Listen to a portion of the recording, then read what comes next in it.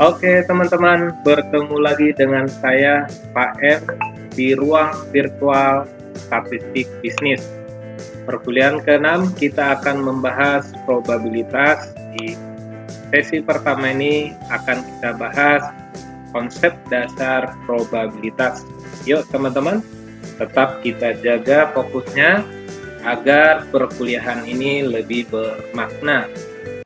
Teman-teman, apa itu probabilitas? Sering kita namakan probabilitas itu merupakan peluang atau suatu kemungkinan satu kejadian, di mana makna yang bisa kita dapatkan belajar probabilitas ini dapat membantu pengambilan keputusan yang tepat, karena kehidupan dunia tidak ada kepastian dan informasi yang tidak sempurna. Teman-teman, teori probabilitas ini merupakan modal dasar nanti untuk belajar ke tingkat selanjutnya, yakni statistik inferensia. Dikarenakan statistik inferensia ini dimulai dengan pembahasan peluang atau probabilitas. Nah, satu ilustrasi misalkan terkait dengan kejadian-kejadian yang tidak pasti di dunia nyata yang kita sering temukan dalam kehidupan sehari-hari. Misalkan dalam belakangan ini kita sering bertanya kapan pandemi COVID-19 ini berakhir, atau berapakah pandemi COVID-19 ini akan berakhir di tahun 2021 ini. Kemudian jawaban dari semuanya itu bisa iya, juga bisa tidak, teman-teman. Artinya semuanya tidak pasti, jadi hanya bersifat kemungkinan. Ini salah satu contoh satu ketidakpastian di dalam kehidupan nyata, teman-teman ya.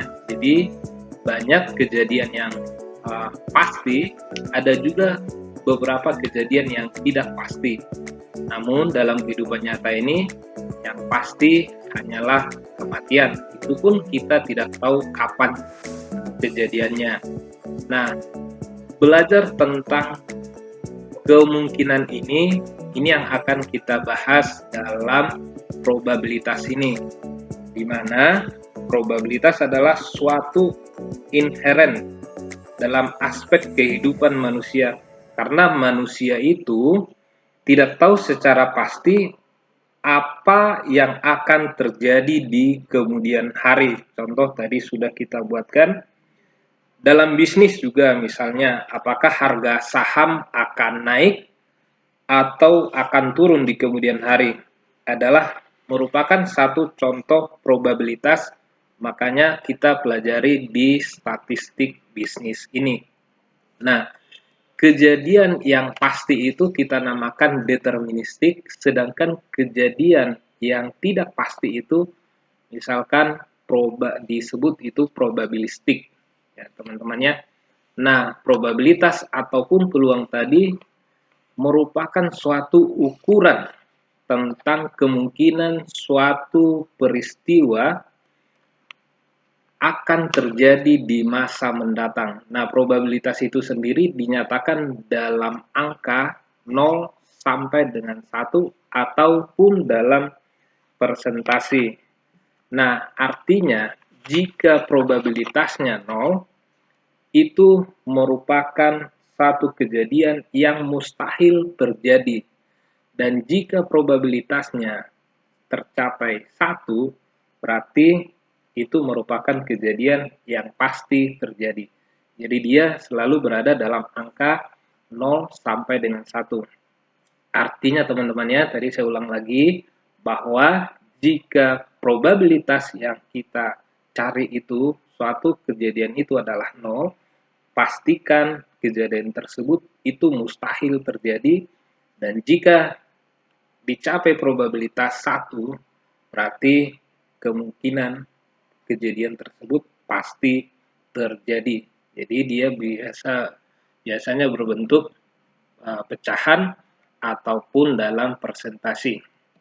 Nah, contoh pemampatan lainnya dalam bisnis teman-temannya. Tadi sudah saya sebutkan tambahannya di sini, pembelian harga saham berdasarkan analisis harga saham ataupun peluang produk yang diluncurkan perusahaan.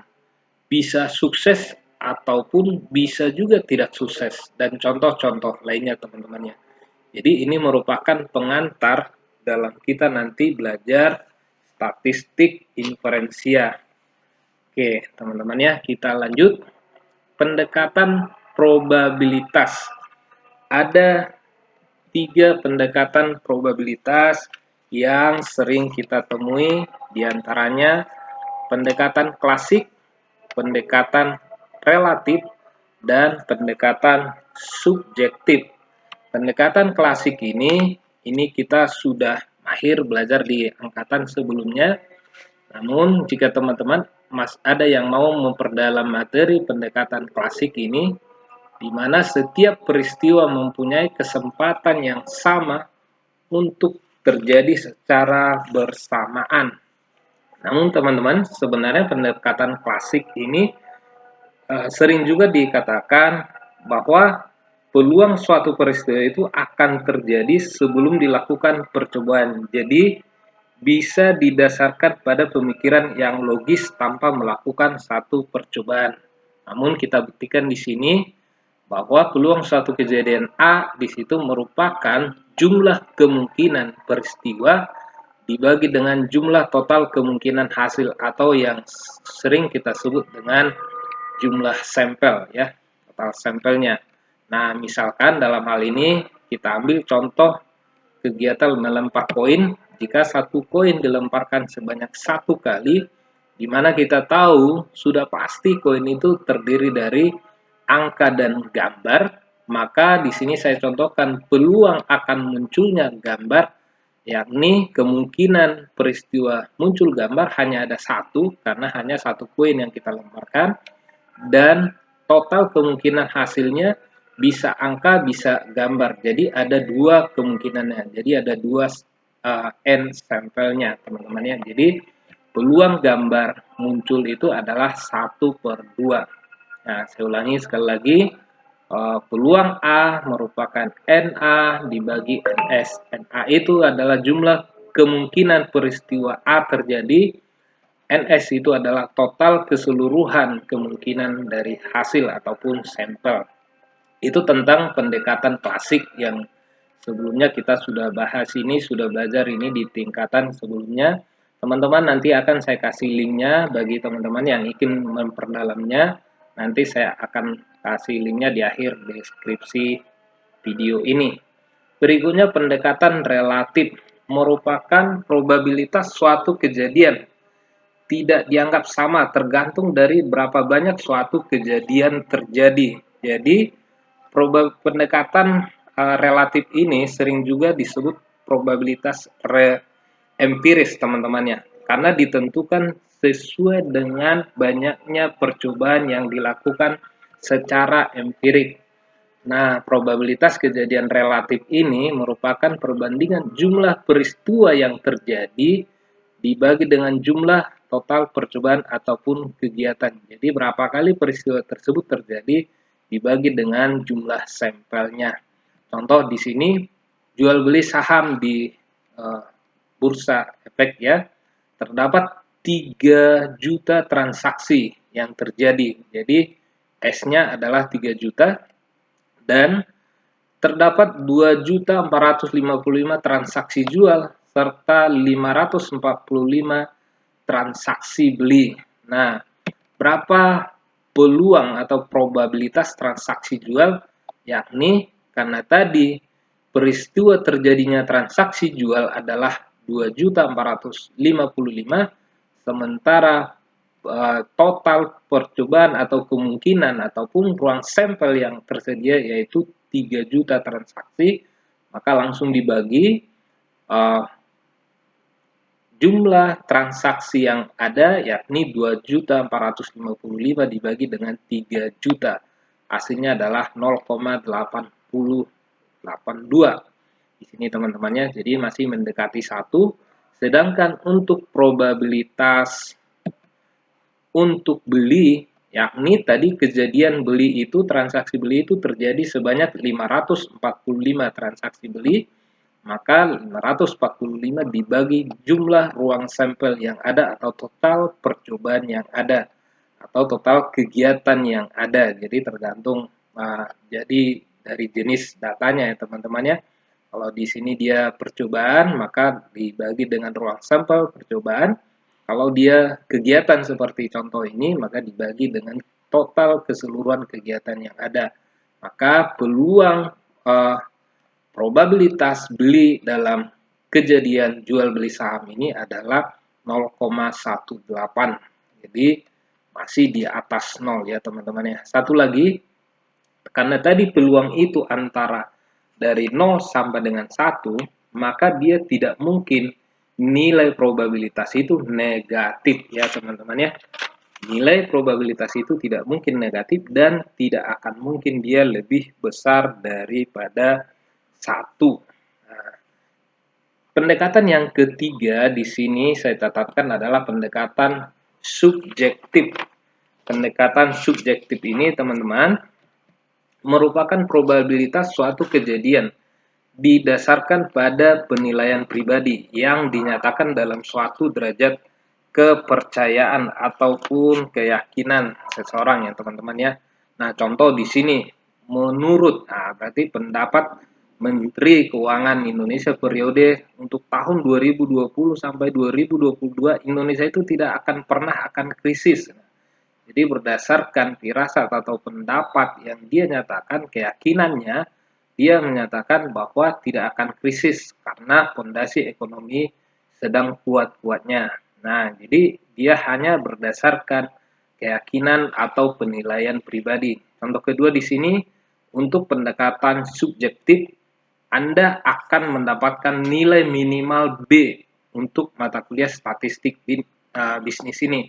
Kenapa? Dengan keyakinan, kepercayaan diri Anda bahwa Anda akan bisa menuntaskan mata kuliah ini dengan nilai minimal B.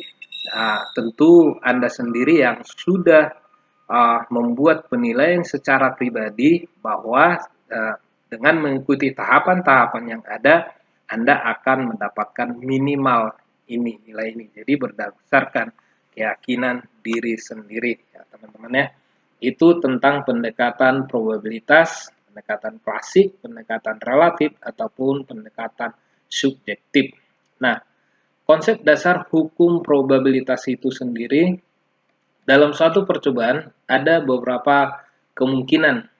Jadi, kemungkinan bisa peristiwa tersebut saling lepas, ataupun kemungkinan satu lagi bisa saling terikat ataupun saling mempengaruhi. Peristiwa saling lepas di sini yang dimaksud adalah peristiwa yang terjadi sehingga peristiwa tidak terjadi pada waktu yang sama. Jadi satu peristiwa terjadi dan tidak akan terulang pada waktu yang sama. Nah, di sini dalam diagram Venn, peristiwa A, kejadian A dan kejadian B, misalkan di sini anggotanya 1 dan ini anggotanya 2. Nah, cirinya dia tidak saling beririsan ya, teman-teman ya. Itu dinamakan peristiwa yang saling lepas ya, teman-teman ya. Jadi peristiwa saling lepas itu merupakan kejadian yang saling tidak beririsan, artinya A iris B itu nilainya sama dengan 0. Nah, di sini berlaku hukum penjumlahan bahwa peluang A atau B, atau bisa disebut peluang A gabung B, merupakan peluang A ditambah peluang B. Nah, ada tapi kalau misalkan saya ganti menjadi probabilitas A atau B sama dengan probabilitas A ditambah probabilitas B. Itu kita harus familiar dengan kata-kata ini ya teman-teman ya. Nah, karena selama ini mungkin masih terbiasa dengan kata peluang, itu sama saja ya teman-teman ya, tergantung literatur yang digunakan. Nah, contoh peluang A 0,35 dan peluang B 0,40 dan peluang C adalah 0,25. Maka peluang A atau C sama aja peluang A ditambah peluang B, langsung saja dijumlahkan ya teman-teman ya. Dengan catatan tadi cara mencari peluang A dan peluang B ini sudah ada di slide sebelumnya ya teman-teman ya. Nah, kemudian peluang yang lengkap, terbatas ataupun kolektif ya adalah sedikitnya satu dari seluruh hasil yang ada pasti terjadi pada setiap percobaan ataupun kegiatan yang dilakukan. Peristiwa atau kejadian bersama ini dinamakan peristiwa yang tidak saling lepas ya teman-teman ya. Artinya di sini ada A iris B kalau kita lihat diagram Venn-nya. Kalau dia ya, kejadian saling bebas tadi, saling lepas itu tidak memiliki antara kejadian A dan kejadian B itu tidak saling beririsan, sementara di sini peristiwa atau kejadian bersama itu tidak saling lepas itu antara kejadian A dan kejadian B itu saling beririsan. Nah, di sini dirumuskan peluang A atau B sama dengan peluang A ditambah peluang B dikurang peluang A dan B atau peluang A kali B ya teman-teman ya. Peluang A iris B. Jadi bisa juga disebutkan peluang A iris B atau peluang A kali B ya teman-teman ya, diambil dari data yang ada di sini atau saling beririsan. Nah, apabila peluang A dan B sama dengan 0,2, maka peluang A atau B itu sama dengan 0,35, yaitu peluang A. Tadi kita sudah dapatkan di data pertama, ditambah 0,4 peluang B, ya. Data pertama tadi 0,4 dikurang peluang A dan B. Peluang A iris B di sini yakni 0,2. Ini data berikutnya kita dapatkan. Hasilnya adalah 0,55 teman-teman ya. Nah, berikutnya berlaku juga hukum perkalian, di mana probabilitas A dan B itu sama dengan probabilitas A dikali probabilitas B, atau peluang A dan B sama dengan peluang A dikali peluang B. Tadi sudah saya singgung di awal ya. Apabila peluang A 0,35 dan peluang B 0,25, maka peluang A dan B sama dengan, langsung dikalikan ya, 0,35 dikali 0,25. Ada yang buat juga peluang A dan B, ada yang buat peluang A titik B, ada juga peluang A iris B sama dengan peluang A dikali peluang B 0,085 didapatkan untuk kejadian ini kasus ini. Ada juga kejadian bersyarat peluang kejadian B dengan syarat A sudah terjadi.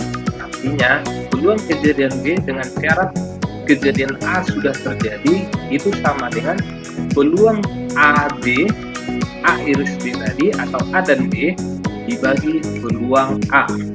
Nah, probabilitas bersyarat suatu peristiwa B dengan syarat peristiwa A sudah terjadi terlebih dahulu. Jadi ini sudah terjadi pertama, baru kejadian ini terjadi.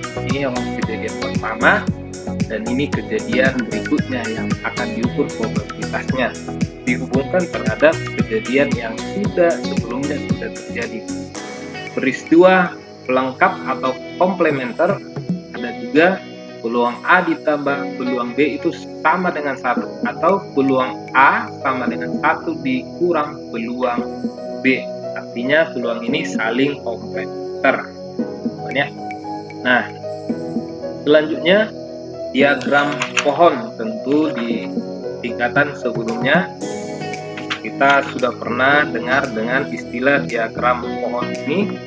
Kita seringkali menghadapi kesulitan dalam menghitung probabilitas kejadian dependen ya teman-teman ya, yang terdiri dari beberapa kali ataupun beberapa langkah. Jadi ada satu metode dengan mudah menghitung besarnya probabilitas kejadian dependen ya tersebut, yakni dengan diagram pohon. Misalkan di sini diagram pohon dikatakan merupakan suatu diagram yang berbentuk pohon yang mempermudah mengetahui probabilitas suatu peristiwa. Nah, di sini ada kasus keputusan jual beli sebuah saham ya, jual beli saham. Jadi Di sini untuk jual ada 0,6, untuk beli ada 0,4. Jadi ada beberapa perusahaan yang akan membeli, misalkan di sini ada 3 perusahaan yang akan menjual ataupun yang akan dijual saham A, B, dan C di sini, dan ada yang akan dibeli sejumlah 0,4 yaitu saham A, B, dan C. Nah, untuk mengetahui berapa probabilitasnya, langsung aja kita kalikan. Nah, di sini kan satu keputusan kita kalikan dengan berikutnya, ya, peluang selanjutnya. Karena apa? Syaratnya ini harus dilampaui semuanya, kalikan ke sini. Jadi peluang kejadian A ini, misalkan di sini BCA adalah 0,35, dengan syarat tadi pembelian atau penjualan itu 0,6, kita kalikan 1 kali 0,6 kali 0,35, didapatkan di sini 0,21. Nanti teman-teman bisa di pause dan diulang ya. Jadi berikutnya BLP, saham BLP yang dijual itu adalah 0,4. Jadi kalikan 1 kali 0,6 dikali 0,4. Ikutin ya teman-teman ya. 1 kali 0,6 kali 0,4, dapat di sini 0,24. Demikian seterusnya untuk saham BNI yang dijual adalah 1 kali 0,6 dikali 0,25. Nah, totalnya di sini. Nah, demikian juga probabilitas dan syarat pembelian 0,4 ya teman-teman ya. Kalikan 1 dikali 0,4 untuk BCA, pembelian jenis saham BCA itu yang dibeli adalah 0,4 kali 1 dikali 0,35, didapatkan di sini. Nah, teman-teman, selanjutnya sampai ke jenis saham terakhir di sini BNI 0,25, kalikan dengan 0,4 dikali 1, yakni 0,1 di sini. Keseluruhan ini kalau kita cari sigmanya atau kalau kita jumlahkan, totalnya itu adalah harus 1. Dan catatan tadi bahwa probabilitas itu adalah dari 0 sampai dengan 1. Jadi angka 1, probabilitas 1 di sini merupakan suatu peristiwa yang dipastikan akan terjadi, gitu ya teman-teman ya. Jadi jika probabilitasnya 0 itu dipastikan mustahil terjadi. Itu merupakan gambaran dari diagram pohon. Dalam video ini saya buatkan secara singkat saja teman-temannya, karena ini merupakan materi di tingkatan sebelumnya. Nanti saya akan tambahkan linknya di deskripsi video ini bagi teman-teman yang ingin memperdalam tentang diagram pohon ini ataupun tentang pengantar peluang ini teman-teman ya. Baik, sampai di sini dulu. Tentu sesi ini akan berlanjut lagi dengan teori pengambilan keputusan atau yang dinamakan dengan teorema Bayes ya teman-teman ya. Kemudian tetap disimak video ini untuk kelanjutannya dan tetap jaga fokus kuliahnya. Mohon maaf jika ada kekurangan dalam penyampaian ini. Sampai ketemu di sesi selanjutnya.